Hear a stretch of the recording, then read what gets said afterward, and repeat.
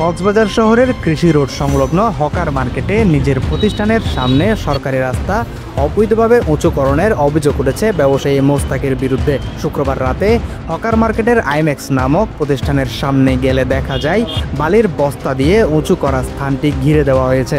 তবে প্রতিষ্ঠানটি সে সময় বন্ধ থাকায় অভিযুক্ত প্রতিষ্ঠানের মালিকের কাছ থেকে তৎক্ষণাৎ বক্তব্য নেওয়া যায়নি। শনিবার সকালে প্রতিষ্ঠানের মালিক মোস্তাকের কাছে এই বিষয়ে জানতে চাইলে তিনি বলেন, রাস্তার পানি যাতে তার প্রতিষ্ঠানে প্রবেশ করতে না পারে তাই তিনি এই কাজটি করেছেন। গাড়ি মোটরসাইকেল জোরে স্পিডে গেলে একটু দোকানে পানি ছিটকা পড়ে যায়, এই জন্য শুধু সাপোজ সামনে একটু ডালাইটা দিয়েছি। রাস্তা উঁচু করতে হলে পারমিশন নিতে হয়, সরকারি কাজে কিছু করতে হলে। এটা কি জানেন আপনি? তবে এই কাজটি করার জন্য কোনো ধরনের অনুমতি না নেওয়ার কথাটি তিনি প্রতিবেদকের কাছে স্বীকার করেন। News desk, CCN।